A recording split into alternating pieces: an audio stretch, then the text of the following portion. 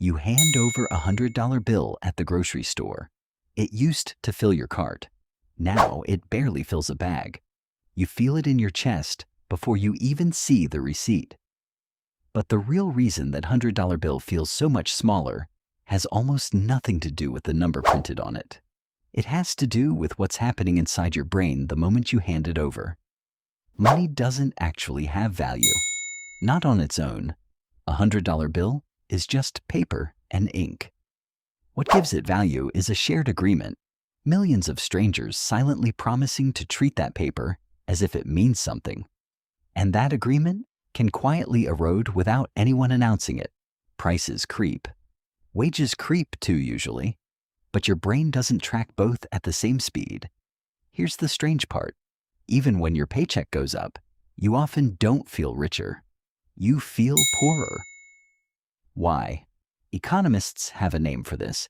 It's called money illusion, a term coined by economist Irving Fisher nearly a century ago.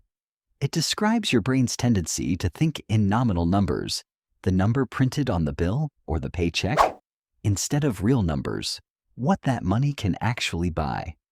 Your brain sees, "I got a raise," and registers success. It rarely pauses to ask, but did my raise outrun the prices around me? That gap between what you feel and what's actually true is where money psychology lives. Think about what $100 meant to you 5 years ago. Groceries for the week, maybe with a little left over, a tank of gas and dinner out. Today, that same $100 might only cover the groceries, nothing left over. The bill is identical, the ink is the same color, but the world behind the bill has shifted. This is the twist most people miss. Inflation isn't really about prices going up. It's about your money quietly buying less of the same life. A slow leak, not a single dramatic loss. And slow leaks are exactly the kind of danger your brain is worst at detecting. Your brain evolved to notice sudden threats, a predator in the grass, a sudden loss. Not a 2% erosion repeated month after month, invisible until you look back 5 years and wonder where it all went. So, what actually happened to the value of $100? Historically, the pattern repeats across decades. A dollar in the 1970s could buy roughly 5 times what a dollar can buy today. The 1990s dollar, still worth several times more than today's.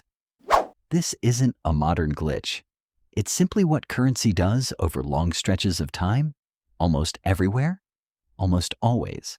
Money is designed to slowly lose ground unless it's actively invested, saved in a way that outpaces inflation, or exchanged for something that holds real value over time.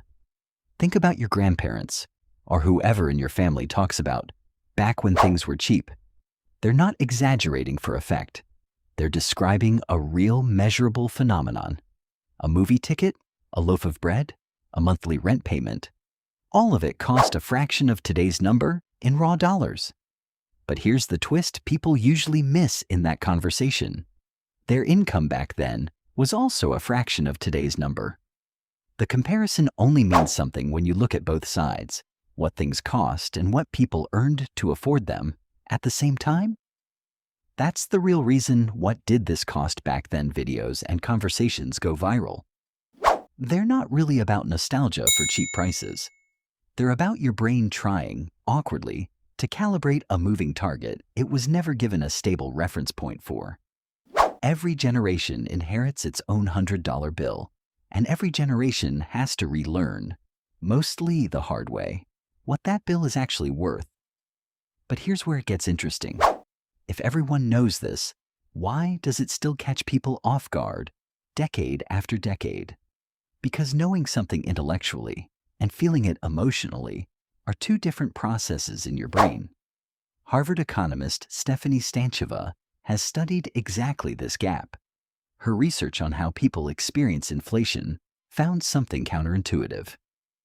People tend to blame businesses, or the economy, or unfairness, long before they connect the dot back to the simple math of prices outrunning wages. The feeling of being squeezed arrives before the explanation does. That's not irrational. That's just how human brains are wired to process financial pain. Feel first, understand later, if ever. So your brain isn't broken. It's just doing what brains have always done, applied to a modern financial system it was never built for. Now here's the modern mirror. Right now, prices for everyday essentials, groceries, electricity, health premiums, have been climbing faster than many people's sense of their own progress. Wages have actually risen for a lot of people in recent years. But because prices moved in waves, some months quiet, some months sharp, it becomes exhausting just to keep track. You end up feeling like you're falling behind even in months where technically you're not. That mismatch between the math and the feeling is the entire story of this video. Wait, if wages are rising faster than prices for a lot of people, why does almost nobody feel ahead? Because the pain of a price increase and the pleasure of a wage increase are not weighted equally in your mind. This connects to something psychologists Daniel Kahneman and Amos Tversky documented decades ago in their research on how people experience gains and losses. Losses tend to register far more intensely than equivalent gains.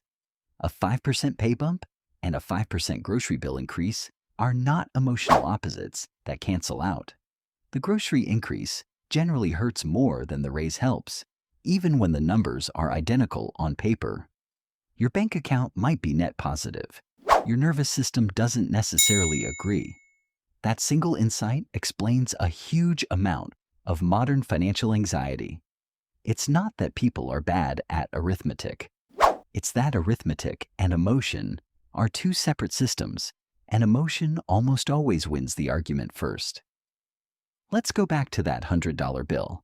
Picture two versions of you, 5 years apart, standing at the same register with the same bill, same paper, same face on the front, same promise printed across it. But the version of you standing there today needs to work harder, mentally, just to make sense of what happened in between. Not because you did anything wrong, because the agreement behind the paper quietly shifted, the way it almost always does. This is why some economists argue you should stop asking, "How much money do I have?" and start asking, "How much life can this money still buy me?" It's a subtle reframe, but it changes the entire question. A dollar amount is static. What it purchases is not. There's a related psychological trap here too, one behavioral economists, like Richard Thaler, have written about extensively. People tend to treat money in rigid mental categories. This account is for bills. This cash is for fun, instead of treating all money as one flexible pool that needs to keep pace with a moving target.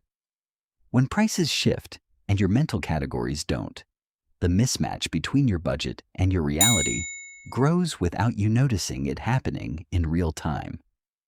Think about how this actually plays out inside a single week. Monday, gas is the same price it was last month, so nothing registers. Wednesday, the grocery bill is a little higher, but you tell yourself it's just this store, this week, this one trip. Friday, the electricity bill arrives, and it's noticeably more than last quarter. None of these moments feel connected. Each one gets filed away as its own small surprise. But add them up over a year, and they're not surprises anymore. They're a pattern. Your brain just isn't built to connect scattered small spaced-out losses into one continuous trend. It's built to react to whatever's in front of it right now. That's part of why the feeling of being behind can persist even during periods when, on paper, most people's income is technically outpacing prices. The math and the feeling are running on two completely different clocks. The math updates slowly, quietly in the background. The feeling updates instantly, loudly, every single time you're standing at a register doing mental math you didn't want to do. So, what do you actually do with all of this? You can't personally stop inflation. No one can. But you can stop measuring your financial progress purely in the number printed on your paycheck or your bank balance. The number in isolation tells you almost nothing. What matters is the number relative to what things cost this month compared to a year ago, compared to 5 years ago. That's the shift. Not tracking dollars, tracking purchasing power. It's a small mental adjustment, but it's the difference between feeling constantly behind and actually understanding where you stand. Because the truth is, most people aren't bad with money. They're just measuring it with the wrong ruler, one that hasn't updated in their heads even as the world around them has.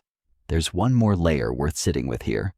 $100 will keep losing ground year after year for the rest of your life. That's not pessimism.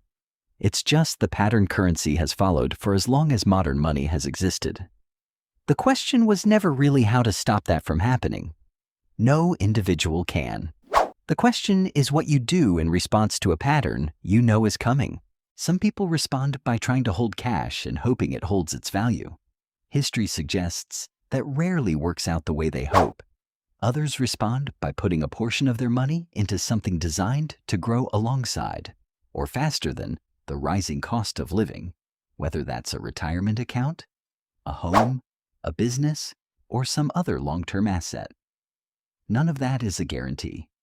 Every option carries its own risk, and none of it is a substitute for advice suited to your specific situation. But understanding the pattern itself, the fact that a static pile of cash is a slowly shrinking pile of purchasing power, is the first step most people skip entirely. So the next time you hand over a $100 bill and it buys less than it used to, don't just feel the loss. Ask the more useful question underneath it. Not, what happened to my money? But, what happened to what my money can still do? That question, asked consistently, is worth more than any single raise, any single price. Because it's the only version of the question your brain was never automatically going to ask on its own. You hand over a $100 bill at the grocery store. It doesn't fill the cart the way it used to. But now at least, you understand exactly why.